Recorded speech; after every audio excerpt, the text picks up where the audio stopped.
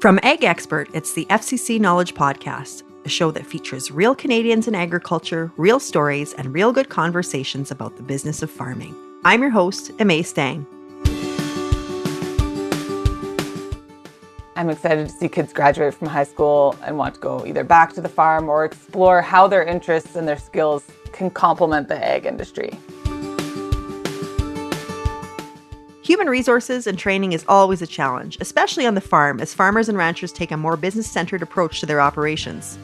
Today, we're talking with Saskatchewan rancher Erin McKnight about how she created training content for her family's ranch to provide a better employee onboarding experience. Erin leaned on her farming and nursing background and her need to balance work off the farm with her family and ranch responsibilities to not only pursue her passion for ranching, but also solve some major challenges in her business along the way. Starting with a handbook, Erin began developing videos, modules, and small assignments to train her own employees and give herself some peace of mind as an employer.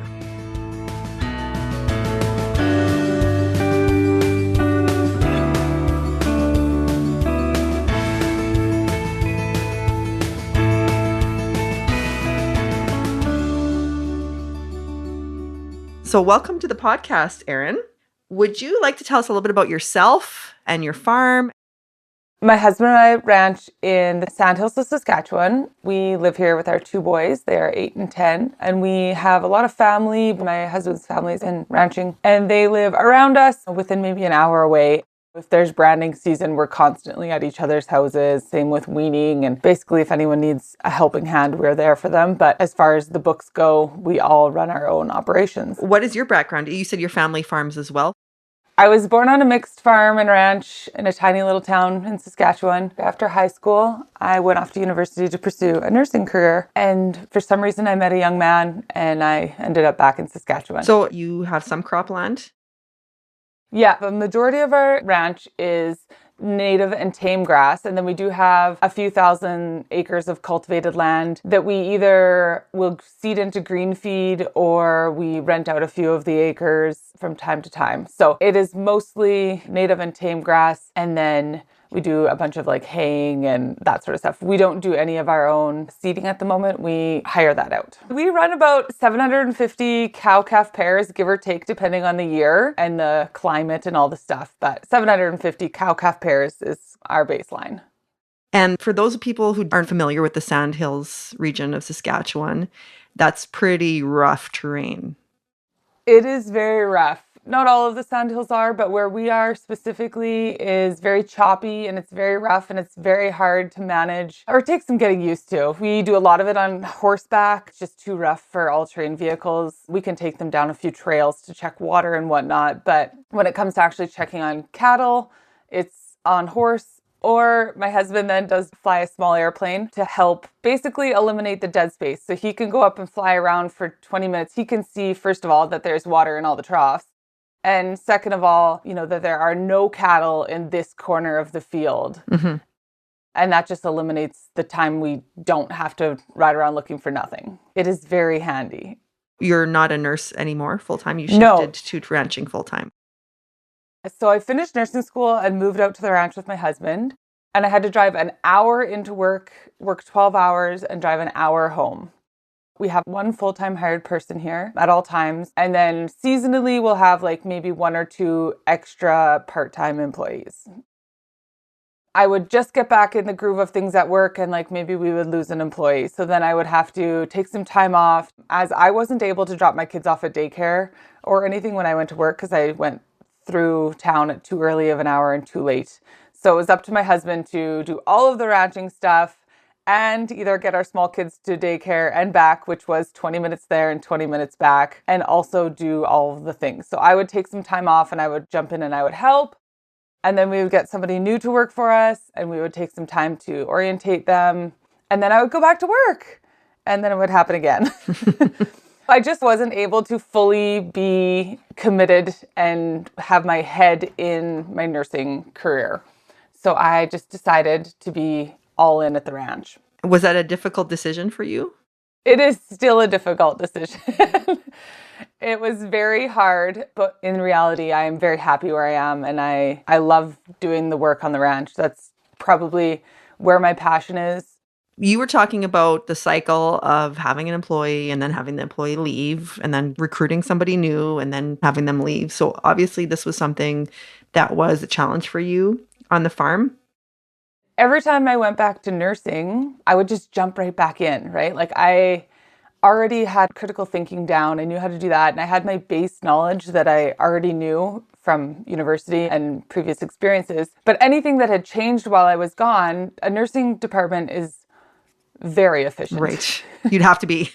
And they have all these little checklists and like they have all the information you need right at your fingertips. So it's easy to look things up, but there's nothing like that in ranching. So I would have to train all of these people in every little aspect and trust that they were making medication dosages calculated properly.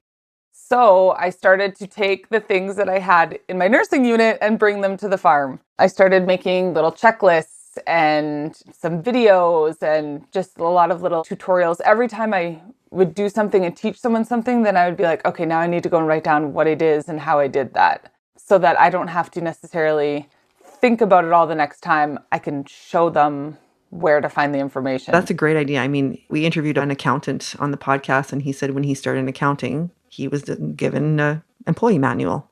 And so we don't really think about doing that in farming and ranching. So it was primarily you that trained the new employee every time? I would do like the orientation process and then I head out to work primarily with my husband. I actually did create a handbook for our new staff, which is very nerdy of me.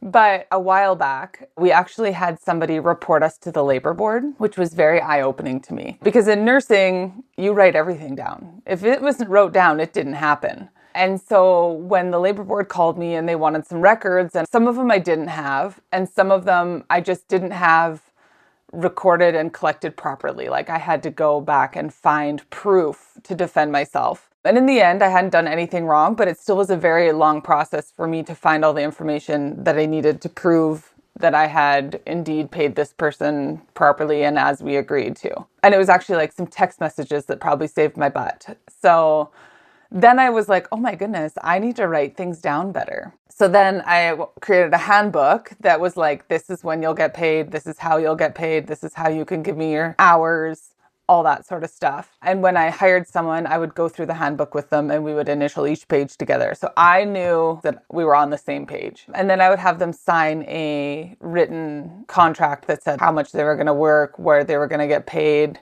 all that sort of stuff. So that in the future, nobody could contest that. It was written down. I had it. It was covering my butt.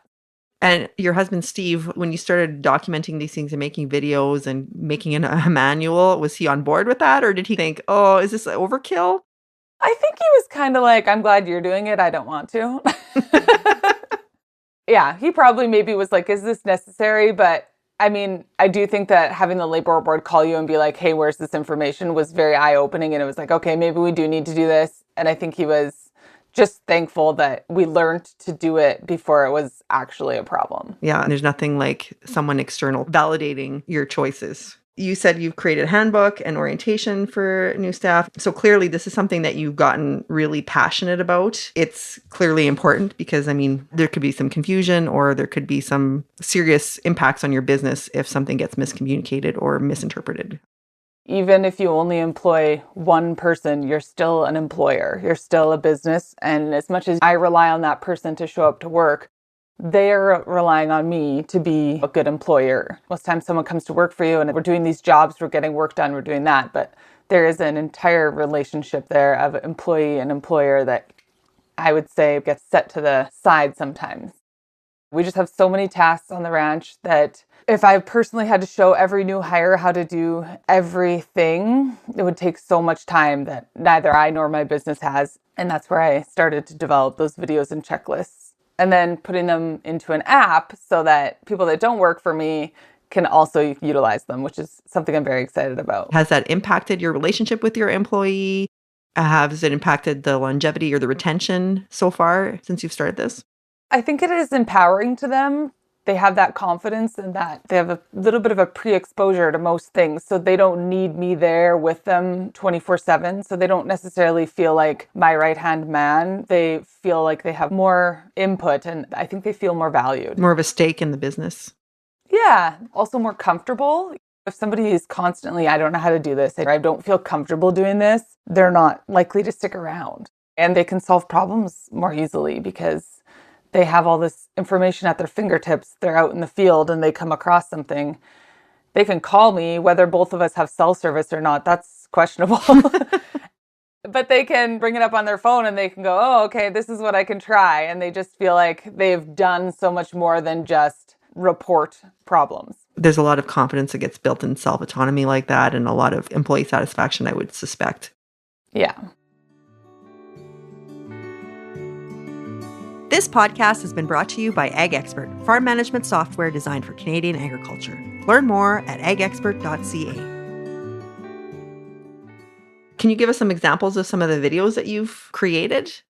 Yeah, I lumped them together in modules. So there's an entire module on transportation and hauling and how to strap a ton of cell blocks onto your flat deck properly, or why it's important to pen your animals up properly in a stock trailer. And then like checking the water for cows. You can go out and check water, but I want to actually know much more than if the water is just there. So it goes through all the different things you can check while you're checking water. And also, if there is no water, what I need to know to fix that, or what you can do to troubleshoot it while you're out there. That's brilliant. And you had some videos on wildfires. Yeah, that is a big one out here. We live in the Sandhills. It's a very large, probably 100,000 acres plus of just native grassland. Not all of that is mine. That's just the Sandhills. Yeah, let's specify that, right? Yeah. But when a wildfire happens, what do? It's not the same as it would be, in a shop in town at your welding shop. It's not a fire extinguisher situation. So how to find your location on your phone, how to share it with somebody, who and what to call, and then like how to stay safe and how to watch from a distance, and just what to do in a wildfire when you come across one. We used to not leave the ranch because we are too afraid to be gone in certain dry seasons. And we still don't go very far, but if a lightning strike happens, I'm not terrified that my hired people are going to be hurt. They know how to stay safe. That's huge, even for your peace of mind. Safety is a huge piece of it. I don't want anyone to get hurt ever. And there's no safety training out there that will prepare you for all of the pieces of farm and ranching. Like there's just so many different things. You've created videos for branding as well? Yeah. And this one especially is fun. My kids help at brandings. Sometimes like the hired person's kids might come, or we have people that are visiting from different countries and they can go through and have access to this little course. And that way they just know everything that's going on and how to like have some awareness in the branding pen. They know how to like safely put sharps away, how to fill medication syringes, and just they have like a little bit of a pre-expectation of what's going to happen, which definitely keeps people safe for one thing, but also it gets them excited to get in there and get their hands dirty. Branding is such a social activity. That's such a great thing that you have that preparation for people participating. Were you surprised? Did you expect to have this level of a requirement to manage your human resources when you decided to go back to the farm full time? No, not at all. It is interesting to me how farms and ranches have evolved, whether that's like all the policy that's in place and all the different paperwork and the accounting and all that stuff and the human resources. 20 years ago, you probably paid someone cash and they showed up to work and that was it. And now there's payroll and there's records of employment and all the things. And I had no idea about any of it. So you learned on the fly as well. I did. I learned a lot of it on the fly and a lot of it by being like, oh, I should have done that already. What is the role of clear communication and setting expectations with your team? There's a couple things here. When I went to university for my bachelor's of nursing, the entire first year of school was communication. And I was less than impressed. I was confused. I signed up for nursing. Like, what is this? But it wasn't long after I started nursing that I actually realized that it might be the most important piece. Being able to clearly communicate among your team is so important. Being able to communicate expectations and your clear roles during a day, it helps everyone feel sure of themselves, confident in their role, and it helps everyone understand why their role is important and why they have to do that job that way, because everyone else's job is working in unison. It's not always about time and efficiency. Safety is the major consideration. We kind of forget about it because if everyone's safe, we're not thinking about it, but there's just so many spots that it could go wrong. I read this somewhere once that unspoken expectations are premeditated resentments. That's a very good quote. And I loved it because, it is as if you're not telling somebody, this is the job I want you to do to this extent. If you're telling them part of the job or part of the piece and they don't do it properly, you're going to be upset because it didn't go as you expected it to. But really, it's up to you as the employer to give them the full expectation. So do you think that these expectations that you're setting and this communication that you're establishing with your employee is helping them see their role as more of a career than a job? I think so. If you excel in your job on a farm or a ranch, there are ways to move up, and getting the job done is one thing, but understanding it and being able to communicate properly is probably one of the best ways to be able to move up in any job. You can apply that to, any job, like you said, right? If you can do the job, that's good. But if you can communicate about what's happening and why, you're going to go somewhere. But if you're just nose to the grind, doing your job and not talking to anyone, you could stay stagnant. Yeah, exactly. So you've taken these learnings and your videos and the resources and the tools, and other businesses and employees in ranching can take advantage of what you've done. I didn't develop an app myself. I developed the videos and all of the content, and I put it on a platform for others to be able to access. It's very exciting for me in terms of employees and future employees and people who don't have a farming or ranching background but are very curious and want to do a stint on a farm or a ranch. Often, if you don't have experience, you're turned away. But at least this way, maybe somebody will take a chance on you or something because you've had some exposure. Maybe you're mechanically inclined, but again, no farm or ranch experience, as farm and ranch kids are getting to be few and far. It's not like we all have that grandparent connection to a farm or ranch anymore. My hope is that anybody can access this app and feel a little more connected, and they could jump in and get their hands dirty, whether that's volunteering or getting a job, or maybe you're new to the farm or ranch. Maybe you just moved on to one with a partner, but you're a little shy and not too sure how to get involved. It might just be that little bit of confidence that you need to get in there. Have you hired people with no ranching experience before? I have hired people with no ranching experience.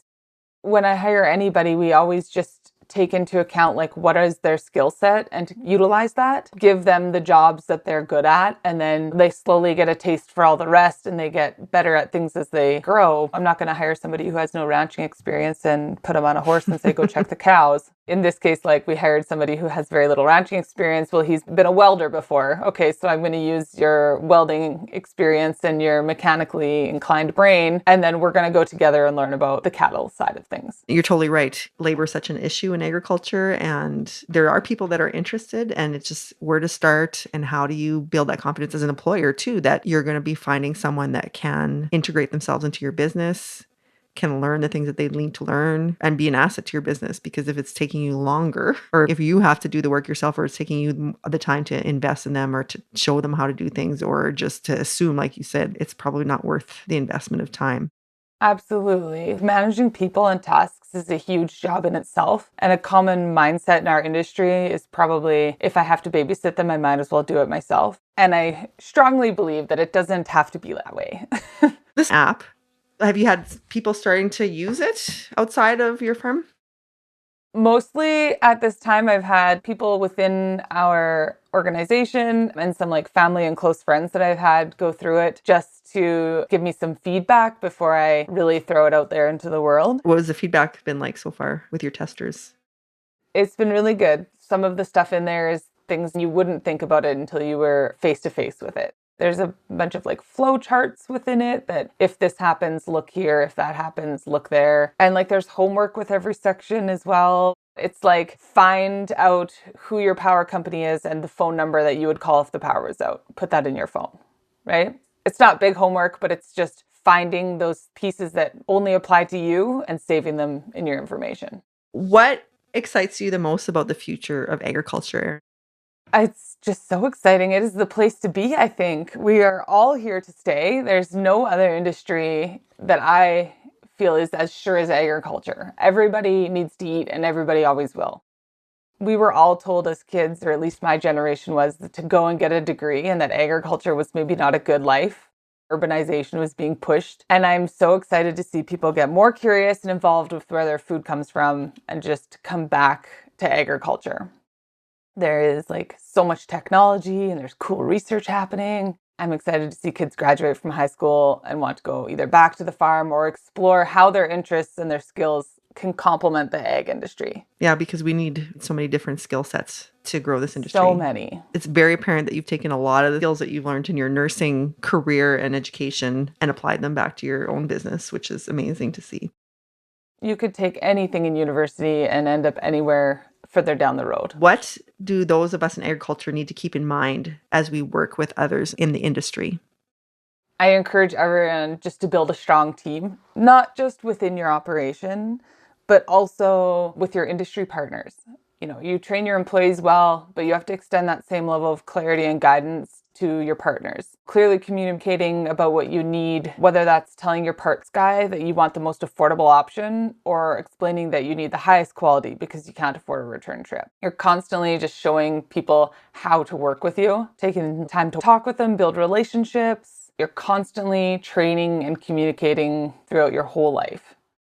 The other side, when it comes to what do we need to keep in mind as we work with others in agriculture, is transparency. I will die on the hill of transparency. I cannot emphasize enough how important it is for us all to tell the truth. As a nurse, if I reported my patient's vital signs or output incorrectly, the physician's going to prescribe something wrong, medication or treatment-wise. And the same goes for farming and ranching. If we inflate the truth to protect our egos per se, telling our neighbors how amazing our crop was or claiming we had a perfect breed up, we're never going to learn from each other. And in fact, we'll probably end up skewing the entire industry. Transparency is to me, the backbone of progress. And without honesty, we risk making so many flawed decisions. Transparency is the only way we can grow and improve and support each other, even if it's uncomfortable at times. This was a great discussion with Erin about her approach to hands-on ranch employee training.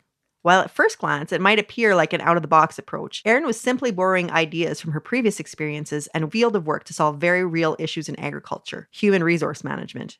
We've said it before on this podcast that no education is wasted, and Erin sure proved that point by leveraging her nursing background to foster clear communications, create an environment where safety is a priority, and turn the ranch employee role into a career choice rather than just a job.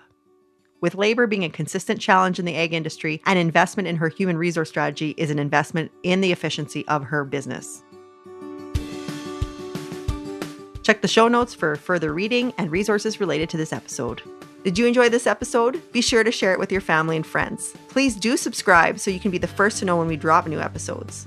And if you have feedback or topic ideas you'd like to share, go ahead and leave us a review. Your feedback will help us make decisions on what's valuable to you as a listener.